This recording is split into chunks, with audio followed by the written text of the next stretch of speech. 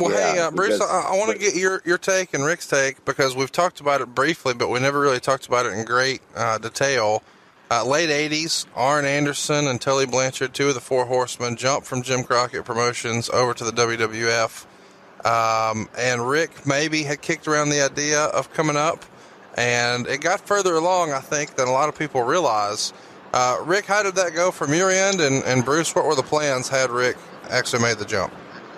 Well, no, actually, the opportunity was afforded to me before, but it's one of those things that just hit and miss where they were done. I mean, here's the deal. I was making a lot of money. The Road Warriors were Arn and Tully, who carried the Road Warriors, were making half.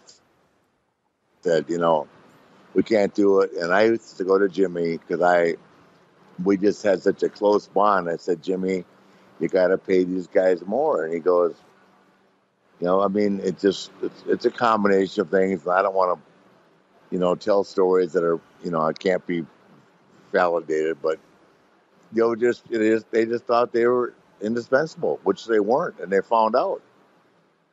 And they went up there and had a great run. Bobby Heenan as a manager, and had great matches. And they were on that show you guys Bruce had on Saturday night with Ebersol. What was it? Saturday night's main event. Yeah, and they wrestled Sean and Marty Jannetty one night and stole the show. I mean, it was fabulous. I'm watching that thinking, God, that's so damn cool. I need to be there. But ultimately, I went later on, and that show wasn't on when I got there. But, I mean, they had a great run, and they made more money. But, as insensitive as the business is, they probably worked harder up there than they were working for Crockett, because you guys traveled, all over the place. Yes, we did. And they did. But it was, like you said, different time, different place. I think Arn and Tully as a team coming in, both great individually, and they were tremendous as a team. And they did do well. They did good with the package with Bobby Heenan as the Brainbusters. Yep. And, again, it's all timing. And there were instances that, we wanted to bring you in. One was SummerSlam 1988. Yep. And everything, just timing. It kind of fell through. And what would the plan have been? I was going to wrestle Savage, but I just couldn't, I got myself caught. I mean, it kept me up for 3 days. I just couldn't get myself to leave the NWA. It's not because I didn't want to go. It's just that you've been somewhere so long, and especially after being the champion, when the championship meant something, I just couldn't get myself to go.